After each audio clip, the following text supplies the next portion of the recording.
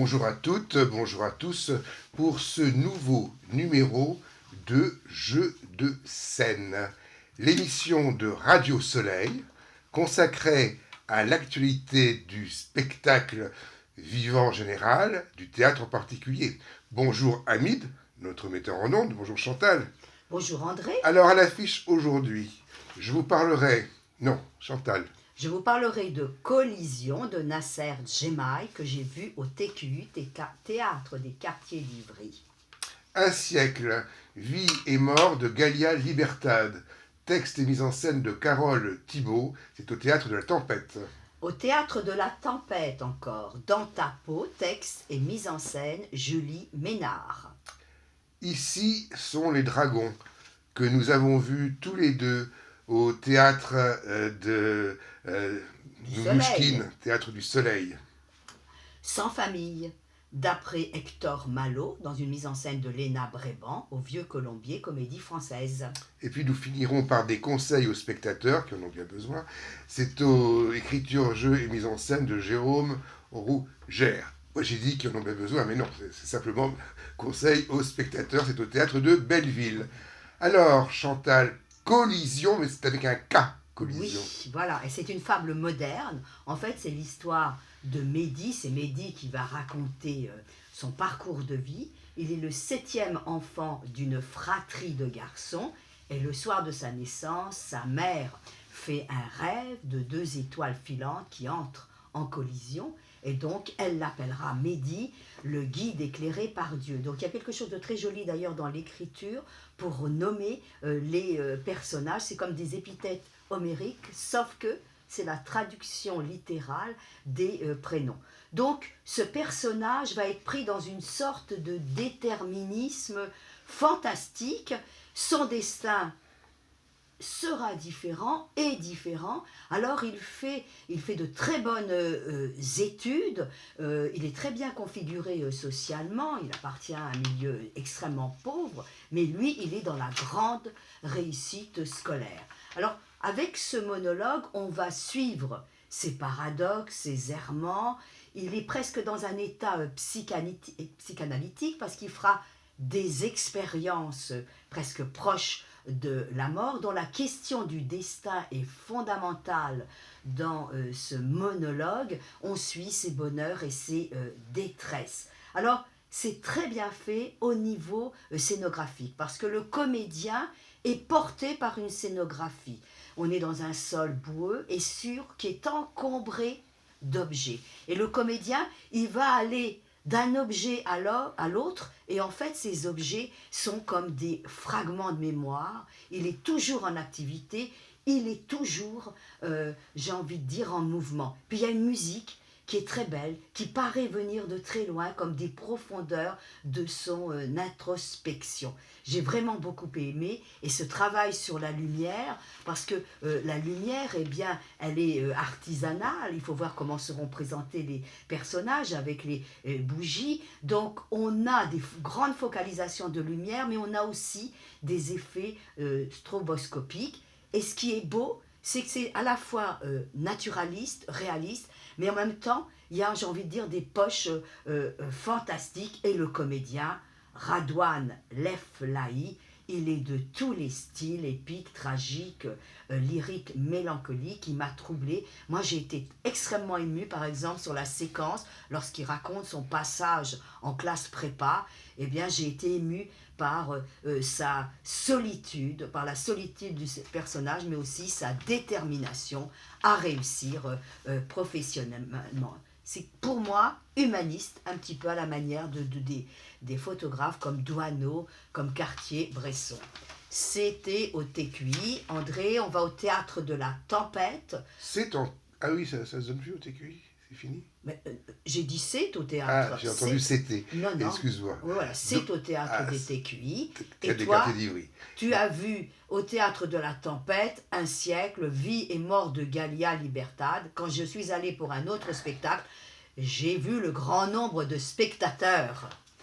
La tempête, en général, c'est bien plein, hein, je pense.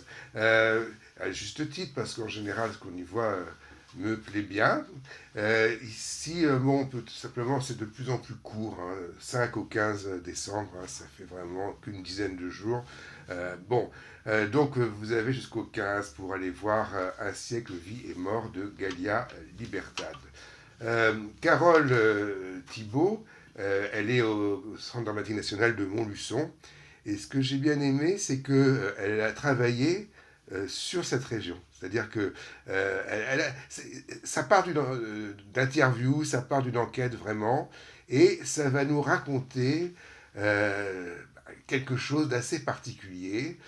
On est donc dans une maison avec un jardin, on est dans le jardin, dans la nature, et il y a là un fauteuil, et dans ce fauteuil, il y a une femme d'un certain âge, dirons-nous, et puis elle est là, on s'occupe d'elle, on comprend que... et puis on a une voix aussi, ce que j'ai bien aimé également, c'est que on a une sorte de voix de récit, mais qui va être doublée, qui va être ensuite reléguée par le jeu des acteurs. Ils sont 9. Hein, et ça aussi, j'ai beaucoup apprécié toute cette troupe, en fait. Et donc, c'est Vie et mort de Galia Libertad. Voilà, elle a décidé de réunir les gens qui lui sont chers, qui lui restent, pour ces derniers moments. Hein, c'est-à-dire qu'on sent qu'elle va pas... voilà, hein, elle ne veut pas être passive, y compris pour sa mort. Parce que, comme son nom l'indique, c'est Galia Libertad, c'est quelqu'un qui exprime une certaine liberté. Et puis, socialement, c'est particulier parce qu'elle a été ouvrière dans cette région-là. Alors, elle va avoir autour d'elle ses amants, son fils, des neveux, sa nièce, enfin bon, sa famille, et puis 3 générations en fait, hein, la sienne, et puis celle de ses enfants et petits-enfants, si on veut. Et donc, ce que j'ai aimé dans cette pièce, alors, on a plusieurs procédés. On peut avoir à un moment donné une sorte de danse, on peut avoir une chanson à un moment donné, on peut avoir évidemment la plupart du temps d'interaction entre ces personnages qui s'aiment et se détestent comme dans toute famille.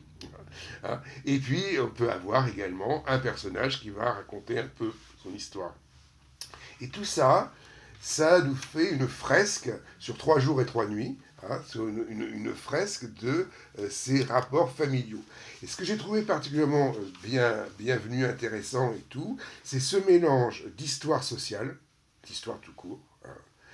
Je ne vais pas raconter des histoires, mais il y a des déterminismes, on a des déterminismes sur une manière, et cette façon dont cela va se répercuter sur les relations entre les personnages de la famille, y compris sur leur caractère, hein, sur leur façon de s'exprimer.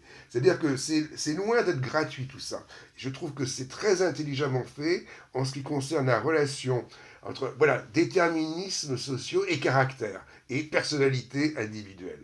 Et donc, les acteurs sont vraiment très très bien, parce que justement, ils permettent de faire le lien entre ça, et l'écriture permet aussi cette espèce de... On sait ce que c'est qu'une famille, on sait ce que c'est quand on se retrouve et qu'on s'engueule, parce qu'il n'y a pas de famille sans un peu d'engueulade, et en même temps sans amour. Et c'est ce mélange d'histoire, d'amour, d'engueulade, etc., qui donne à ce spectacle, moi j'ai trouvé vraiment un grand intérêt, et en plus, il nous résume quelque part. Bon, ben, c'est vrai que moi je suis presque de l'âge de la première génération, hein, de celle, parce que le personnage est né en 1942. Voilà. Bon, donc c'est au théâtre de la Tempête.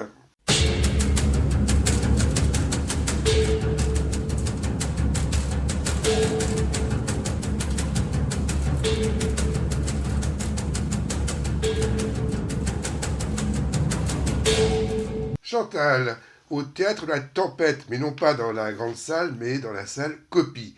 Tu as vu Dans ta peau ? Oui, Dans ta peau, c'est un texte et une mise en scène de Julie Ménard. Il y a beaucoup de travail dans ce spectacle.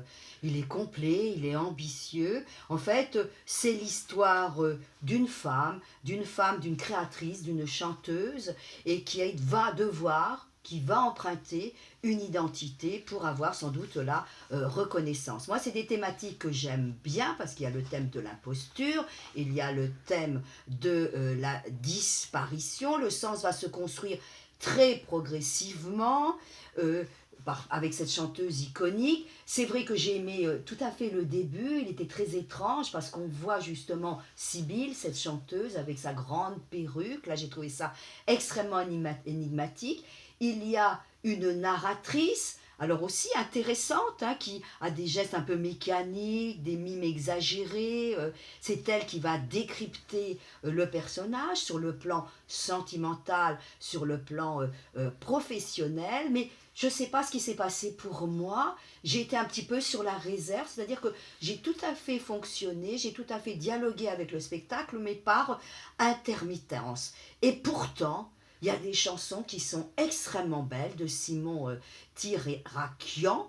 Il y a un sujet aussi passionnant parce que quelle est la limite à ne pas franchir. J'ai eu le sentiment qu'il y avait une scène fondatrice où à un moment donné le personnage trouve une carte du tarot qui renvoie au diable, qui pour moi était extrêmement symbolique et je ne l'ai peut-être pas trouvée suffisamment puissante. Et pourtant les costumes sont magiques parce qu'on va avoir un artiste rocker habillé en phénix, en oiseau.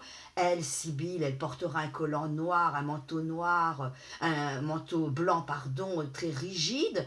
La musique, elle est très rock. Il y a vraiment beaucoup de qualité. Donc, je me suis posé des questions, mais je sais que André, tu iras et ça me permettra de savoir ce que tu en as On pensé. en reparlera la semaine prochaine, peut-être. Alors, on va parler maintenant de... ici sont les dragons. C'est la première...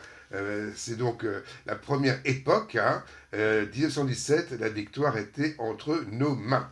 Donc on est chez Mnouchkine. Alors il y a des choses qu'on retrouve de Mnouchkine évidemment, c'est cette capacité à faire se succéder des décors, des scénographies différentes. Hein. On est dans une espèce de grand trou plat, mais de temps en temps, venant de l'arrière, venant des côtés, tout d'un coup va se construire des scènes. Et là, la technique est très importante et assez différente de ce que j'avais jamais vu chez Mnouchkine, à savoir que donc c'est historique. Et la plupart des tableaux qu'on va nous montrer sont des tableaux souvent politiques, hein, de cette histoire de 1917. Hein, mais on peut avoir une petite excursion du côté de Churchill ou en Allemagne ou autre. Hein. Et alors, là où la technique est particulière, d'une part, c'est des masques, c'est-à-dire que Lénine a la tête de Lénine, Staline a la tête de Staline, etc. Et d'autre part, les voix, parce que par l'intelligence artificielle, eh bien, les acteurs vont être traduits d'une certaine manière dans des langues et dans des langues entre guillemets différentes, hein, y compris c'est la langue de Staline, c'est la langue de Lénine, etc., pour autant qu'on les ait encore.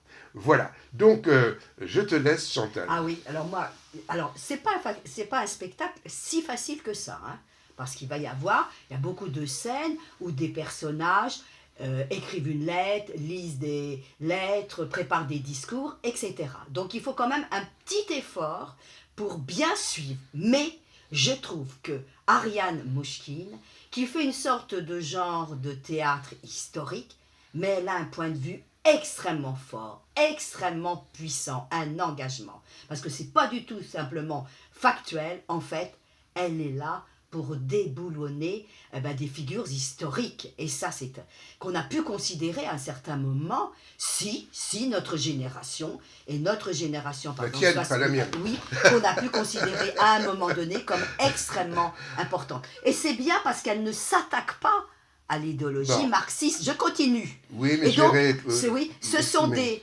politiciens qu'elle épingle. Et là, tu l'as expliqué, je ne vais pas revenir, c'est une idée géniale. Parce que toutes les grandes figures historiques sont dans la mascarade politique, mais pas le peuple. Bon, Eux, ils alors, ont un visage humain. je vais te dire une chose, c'est le premier spectacle de Mnouchkine qui ne m'a pas plu du tout. Je l'ai trouvé ennuyeux et j'ai trouvé sans intérêt profond. On me fait une leçon d'histoire. Je connais l'histoire, je connais cette période, je connais ces personnages, je n'apprends rien. Je n'apprends rien, et parce que on essaye, parce que c'est que la première période, hein, parce que c'est pas ça qui est important. Ce qui va être important, c'est l'Ukraine. Hein, c'est l'Ukraine. Et voilà. Donc on ne fait pas de bon littérature, de bon théâtre avec des bons sentiments. Je suis désolé, on nous construit idéologiquement, alors, me casser le communisme, mais j'ai pas besoin de ça. J'ai pas besoin de ça. Qu'on me casse Lénine, qu'on me casse Trotsky, qu'on me casse la révolution de 1917. On n'a fait que ça dans mon histoire. Hein. Et d'ailleurs, je suis assez d'accord. Mais elle ne fait pas la révolution dans la révolution. Hein. Elle ne nous apprend rien. Bon. Et on nous fait un cours d'histoire. Moi, je ne vais pas au théâtre pour qu'on me fasse un cours d'histoire. Voilà. Moi, je ne suis pas d'accord. Parce que je trouve qu'il y a une extrême théâtralisation, qu'il y a une extrême distanciation. Elle a pris un personnage. Bon, c'est vrai que c'est un personnage qui est un petit peu récurrent chez Ariane, qui est un petit peu systématique. Mais Hélène Sink, elle est l'archiviste. Alors, il faut l'imaginer à l'avant-scène. Et c'est elle qui est le double, d'une certaine façon, d'Ariane et qui nous aide un petit peu à rentrer dans ce spectacle. Et, voilà. Et qui nous dit qu'on ne peut pas parler, bien sûr, de tout. Mais il y a une orientation. On a tout de suite compris avec le portrait de Poutine qu'elle veut nous parler de la guerre et de sa colère vis-à-vis de cette guerre. Et quand même, le dispositif, c'est extrêmement beau parce qu'il y a des atmosphères. Il y a la brume, il y a les tempêtes, on est dans différents lieux. On est à Pétrograd, on est à Moscou, on est devant le palais. Non, on est devant le palais d'hiver. Par exemple, nous avons d'autres spectacles à aborder. Donc on va conclure. Non, mais laisse-moi... Mais tu conclus. Non, je conclus. Je voudrais simplement dire, c'est extrêmement fort d'avoir fait parler les personnages dans leur langue. Voilà. Et donc, par exemple, Armand Sari-Bekian, il interprète 9 personnages dont Lénine et Beria. Egor Morozov, il est 8 personnages. Et alors Mais c'est la distanciation. Mais alors, tu es exactement comme Mnouchkine dans son personnage, tu te laisses aller à ton sentiment. Hein. On a besoin de construire quelque chose. Est-ce que tu te souviens de la scène où on voit Goebbels en train de lire? Mais c'est marquant quand même. Oh, qu'est-ce que c'est amusant, hein. Goebbels va commencer à être antisémite. C'est très intéressant. Bon, allez. Mais il n'y a pas que nous, notre vieille génération. Attends. Il y a les jeunes quand même. Oui, mais les jeunes quand même. Alors, à ce moment-là, c'est interdit aux plus de 15 ans. Hein. Voilà. Bon, donc...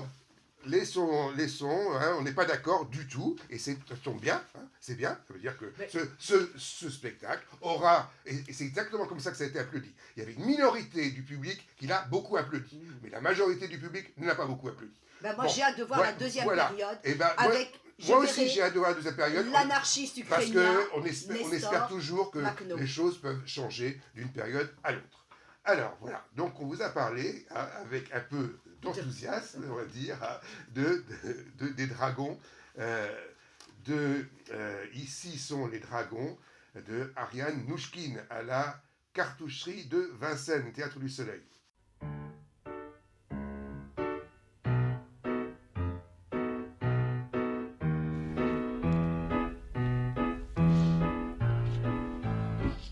Chantal, sans famille, d'après Hector Malot, mise en scène de Léna Bréban, au Théâtre du Vieux-Colombier, Comédie Française. C'est jouissif pour moi parce que c'est un souvenir de lecture, de lorsque j'étais petite et très petite. C'est l'histoire de Rémi, l'enfant trouvé, recueilli par Madame Barberin, mais qui va être chassé par Monsieur Barberin, loué à un Saint-Albanque itinérant, Vitalis. Et cet artiste, au cœur bienveillant, est accompagné du chien Capi et de son singe Joli Cœur. Bon, c'est adapté du roman et on voit bien le périple initiatif et périlleux de Rémi. c'est plein de bons sentiments, avec d'un côté les bons et les méchants. Il fait l'expérience de la misère, mais il fait aussi l'expérience de la solidarité. Alors j'ai beaucoup aimé l'adaptation. Il y aura à la fin un petit changement par rapport à nos mœurs, mais on sent bien la référence au roman feuilleton du 19e siècle, et la scénographie, elle est très simple mais très belle, c'est une machinerie ludique. Imaginez un trottoir roulant pour qu'on puisse traverser différents lieux. On est dans des effets de tempête, dans des effets de neige. On ressent le froid extérieur et intérieur de Rémy. Et il y a naturellement une très belle distribution. Ce sont les acteurs du français. C'est Véronique Vella qui interprète Rémy avec sa petite perruque blonde. Elle m'a fait penser au Petit Prince. Elle est pleine de conviction, pleine de sensibilité. Elle est un peu artiste parce qu'elle connaît la misère, mais j'ai envie de dire, on l'idolâtre parce qu'elle connaît aussi la liberté de l'artiste, et elle chantera. Distribution éclatante, ai-je dit. Imaginez Bakary Sankaré, complètement magique, sublimé dans l'interprétation. Il joue le chien, il n'a pas de texte, mais corporellement, vraiment, il est très expressif. Les comédiens sont fort bien costumés, donc ils peuvent jouer X personnages, par exemple, Antoine Prudhomme de la Boussonnière, il est le gendarme, il est Arthur, le petit anglais, il est docteur Gianni. Vraiment, c'est un très beau spectacle parce qu'il y a un arrière-fond quand même moral, et donc à la fin, il y a un hommage scénographique au personnage de Vitalis, interprété par Thierry Ancis. Et on est dans l'émotion, mais aussi dans le burlesque. C'est donc au Vieux-Colombier. Et moi, pour finir, je vais vous parler d'un drôle de petit spectacle qui m'a bien amusé. C'est au Théâtre de Belleville et ça s'appelle Conseil aux spectateurs, conseil au pluriel. Au théâtre, le public a peu conscience de son influence sur la qualité de représentation. On a rarement entendu des spectateurs dire à la fin d'un spectacle « nous n'avons pas été bons ». Et pourtant. Donc, évidemment, vous avez besoin d'avoir un peu d'humour. Si vous n'avez aucun humour, n'allez pas voir ce spectacle. Mais si vous avez un brin d'humour, et ce que je crois j'ose croire que les spectacles de théâtre en ont un petit peu, vous allez bien vous amuser. Parce qu'on va vous faire une conférence, l'acteur qui se prévaut de 1540 représentations ou pas, j'avais envie de lui dire, moi j'ai vu plus de spectacles que tu n'as fait de représentation, enfin bon, j'étais un peu particulier, va nous prendre à témoin de la relation que l'acteur peut avoir avec son public. Qu'est-ce que c'est que d'entendre tousser quelqu'un, qu'est-ce que c'est, etc., etc. Et c'est fait légèrement, et c'est fait avec humour, et donc, parce que lui aussi, il s'en prend aussi, il a de l'humour, et l'acteur, metteur en scène, etc., n'est pas forcément non plus sans reproche. Donc moi j'ai trouvé que c'était intelligent, c'était léger, sans prétention, et ça m'a bien plu. C'est au Théâtre de Belleville. Voilà, donc, conseil aux spectateurs, c'est donc texte, mise en scène, jeu, etc. de Jérôme Rouget. Sans famille, allez voir ce spectacle pour les fêtes de Noël. Très belle scénographie, très belle interprétation. Ici sont les dragons, un spectacle que nous n'avons pas mis d'accord du tout, Chantal et moi, que vous devez quand même aller voir. C'est un événement au théâtre donc du Soleil. Quand on relativise par rapport à d'autres spectacles, il me semble que on peut y aller. Bon. On doit y aller. Bon, allez, et donc Chantal. Dans ta peau de texte et mise en scène de Julie Ménard. Et puis Un siècle, vie et mort de Galia Libertal. Ces deux spectacles sont à la tempête. Et un beau spectacle au TQI, Collision, texte et mise en scène de Nasser Djemaï. Voilà, et nous on se retrouve la semaine prochaine pour de nouvelles aventures dramatiques, comme vous avez pu le voir, donc théâtrales. Au revoir.